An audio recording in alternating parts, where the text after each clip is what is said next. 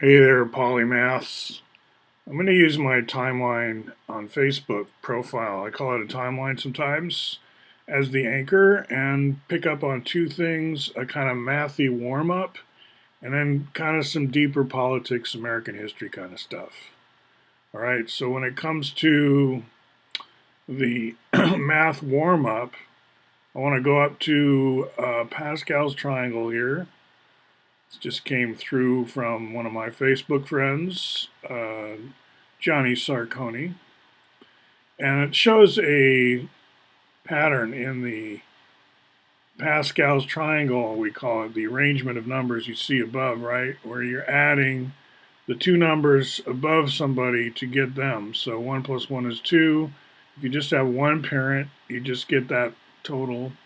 So if you're in the middle somewhere, you add up the two parents to get how much your value is and so on. So the numbers obviously get higher as you go down. A lot of you know Pascal's triangle really well. And in fact, in the Python curriculum that goes with this channel, I spend most time in Python. We've been doing some JavaScript investigations, see what it's capable of in terms of React plus the 3JS library, but I didn't actually myself do anything. I just suggested concentric hierarchy, why not? But here, I've done the concentric hierarchy in Python using Visual Python. Here in Python, we have what's called a generator, Pascal. And what this will do is generate row after row after row of Pascal's triangle. It doesn't keep all the rows, it just keeps the previous, messes around to do the additions, and gets the next one. And then it keeps cycling around without accumulating all the rows. Still, it takes up more and more memory because the rows get wider and wider, the numbers get bigger and bigger. Then this thing called pi is going to establish this pattern. It's going to use Pascal and get those rows going. Somewhat more numbers than we need. We could get by with less than the whole row. It's not optimized to just keep it simple. And then we explore this claim, you could call it, that if you go down these green dots here, picking out the numbers, obviously there's a pattern that continues, and you turn them into fractions. So if it says 120, you go 1 over 120, and you have an alternating plus or minus situation. Plus you're multiplying that whole thing by 2/3, plus you're adding 3, and that's supposedly going to give you pi. If you keep going, you'll get closer and closer and closer, arbitrarily close to pi. Now, is that true? Well, we're not going to prove it. We're going to computationally investigate it. If it doesn't seem to be converging, then we can say, well, there's no reason to think it's true. But so far, we're thinking it's probably true. Now, all these numbers here represent a single fraction. I've let it go for 5,000 terms. And let's see if we can just pick out the numerator here. The numerator would start with 444, and it would go about halfway down because it's just the number 3.14 something. So the numerator is not that much greater than the denominator, right? So this is kind of like a string representation. I tell you what, I have another way of doing this. I can just say pi dot digits, please, and it will give me a tuple of, okay, so there's, at least I thought it would give me a tuple. Actually, it gives me a string. So where is the slash in that string? I'm still looking for it. I'm looking for it visually, but anybody see a slash? Okay, let's figure out roughly where it is. Pi digits. See, this is not the pi digits. This is a fraction, p over q. And what I'm looking for, find, does it even have a slash at position 4,346? And what's the length of the whole thing? Should be about double that, right?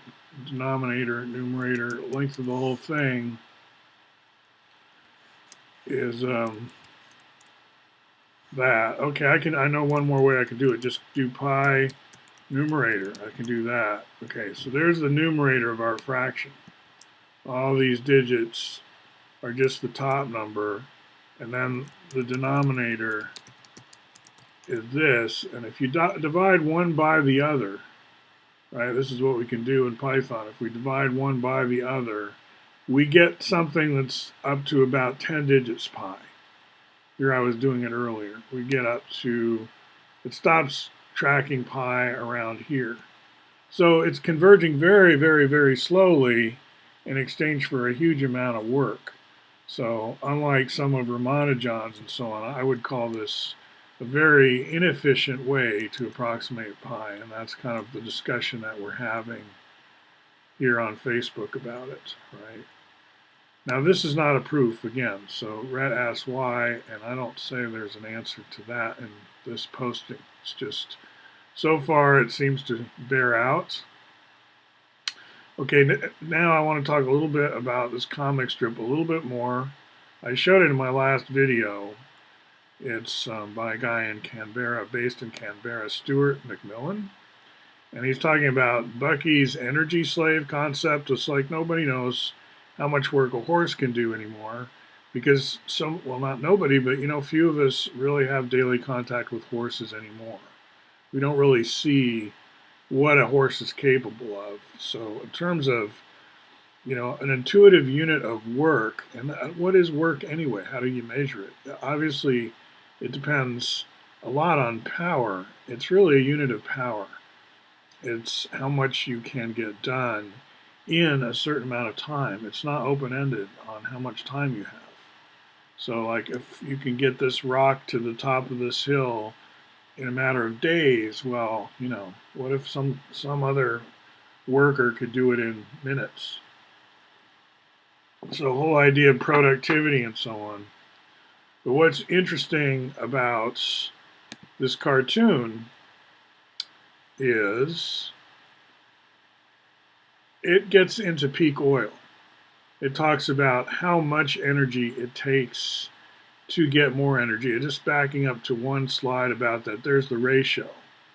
When it takes 100 input in terms of energy slaves, and again, energy slaves are if humans were the unit, and if we consider not actual humans doing the work, but all the work that's not being done by humans in terms of being done by humans, like pushing cars down the road, right? Obviously, it would be ridiculous to think of humans actually trying to push a car down the freeway, but that's what this comic book is good about. It's ridiculous in that way. It's funny. It shows humans enjoying all these energy slaves every day. When you get in your car and go shopping, you have like millions of energy slaves at your disposal, right? And you've taken that for granted. But what about when it takes as much energy slave work as it does to get the next barrel of oil? It takes a barrel of oil to get a barrel of oil, and so on. So that's what we call peak oil. And a lot of, like, we get to peak oil long before the oil runs out. It just gets expensive to dig out, to get, right? Proven reserves dwindling. We are going to run out. It looks pretty obvious of affordable, easy, cheap to get oil. So all these people who think for moral reasons, I mean, you're not going to have a voluntary situation here. It's just going to get too expensive sooner or later. So that's just going to happen. So will you have switched over by then to other sources of energy? That's the big question. But not because of global warming. In other words, some people think the only pressure to change and to do less with fossil fuel is that we're going to overheat the earth and cause climate change. And I'm not disagreeing with that at all. I'm just saying, but there's another factor you should consider, which is you're just going to run out. So even if you weren't going to heat the earth, even if you wanted to heat the earth, maybe there's an ice age and you'd like to use that for heating oil. Too bad, right? So we're thinking of other sources of energy. Now back up to politics more. I just wanted to say, like on grunge.net here, which we've been making a focus lately because it got hacked and I revamped it a bit, made more links, more explicit, and now actually links to the Grunge of Giants book as previewed at Google. I don't think they have the whole thing, but I bet if you look on the internet, you can probably find the full text of this book, and you can search this and stuff. So that's where we talk about the U.S. being bankrupt and extinct. And the reason it's satire is because obviously what he says is therefore going to happen next can't really happen. It's like the Heisenberg uncertainty principle. Once you observe, you have changed, right? Once you tell the future like tea leaves, then person's not going to do the same thing, right? If the lady in the tent tells you you're going to get on your horse and break a leg, you might walk home or something like that. So, word for word, Grunge of Giants is not like a crystal ball of what's really happened. That would be eerie. But that the USA kind of faded out in the 80s, that was pretty obvious when we learned about, kind of how Ollie North types were running things and the wars going on were dirty wars, secret wars that was going around Congress, not through established government channels. It's like it's all under the table, behind the scenes, secretive, covert. That's just not the USA as people understood it. So that's about the time we could say its demise was obvious, even to the somewhat slow-witted, right? And so now we have a very patriotic party line. I'm talking about Pirate Party USA here. Follows a USA Medal of Freedom winners narrative, countering the popular culture's premise that the USA still exists. That's a philosophical position, open to debate. Our story is Uncle Sam's tenure was roughly 1776 to 1983. Because here's a great terminus, right? Medal of Freedom winner that everyone respects. What better way to have kind of a ceremonial, graceful exit from the stage? And now we have kind of partially overlapping sort of crime family networks back to kind of an older pattern that are using the nation state seals and pomp and circumstance. Basically, the veneer of nation statehood still gives you some currency and legitimacy, especially when it comes to bossing around militaries and justifying supplying them. You've got to have that sort of veneer of nation statehood still.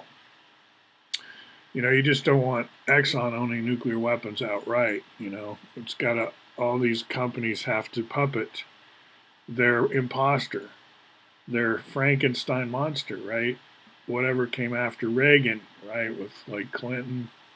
It's such a relief to not have to think of that as continuous with the proud country that, now the flag goes on and the pomp and circumstance goes on and the political parties go on.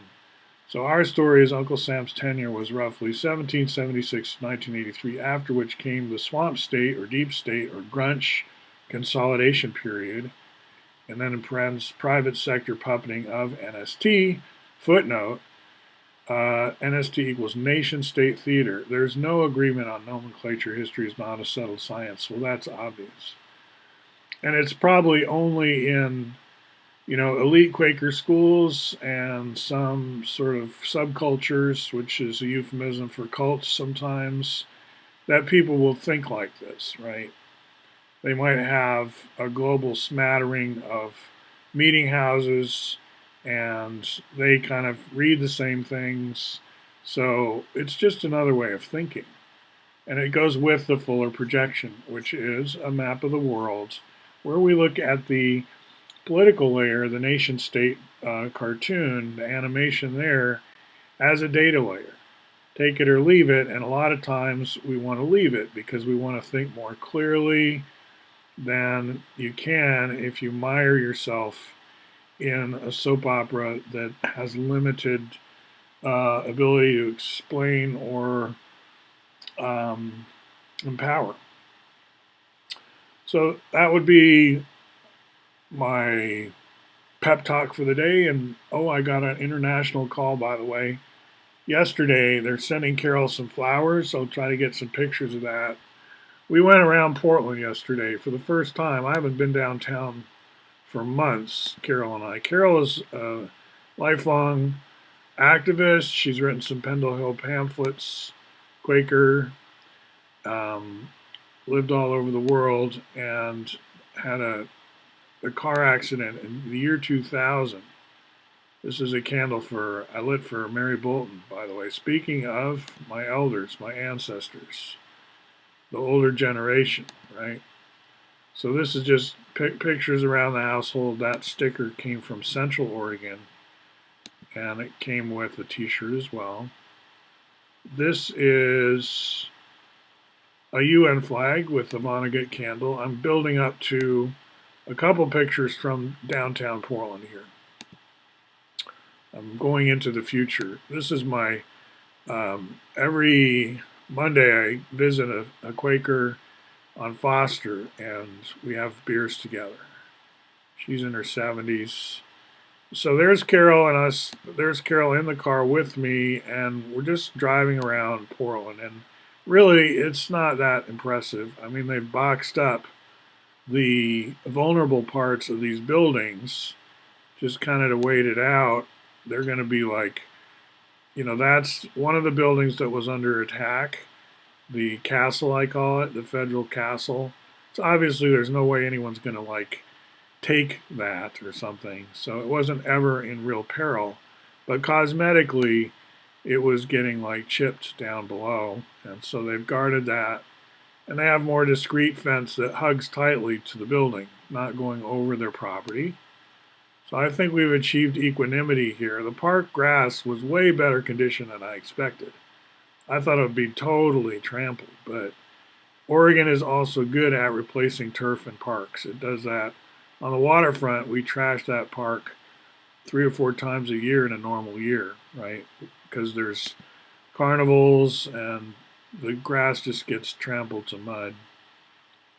So I'm trying to be the driver and the photographer at the same time. Obviously, to keep it safe, I don't really look through the lens too much. I just aim the camera and click. But I got some pretty good ones, it turns out. I'm just looking at these myself. So that's the center of it all. This is the Justice Center, and that's quite a picture because it's so stark and it's so closed. It's so no justice. But it's also emblematic of a civilization that did its best and is passing the torch. Passing the torch. Now we're going to go back over Hawthorne Bridge. We ended up getting Carol a turkey burger at Burgerville. All right, so having fun in Portland. Nothing to worry about, guys. I know Joe Rogan doesn't like Portland. I was watching him and Alex Jones both last night. They had kind of a reunion. Joe's not drinking, but he's going to break his fast on election night. And I'm still going to vote too. It's not just because I don't believe in the nation state layer. It's I believe in theater and going through the motions and acting. So I'm acting. I don't mind being on stage with people. But the belief isn't there, right? It doesn't have the gravitas. All right. Anyway, we can talk about more later. Enjoy. Happy Halloween.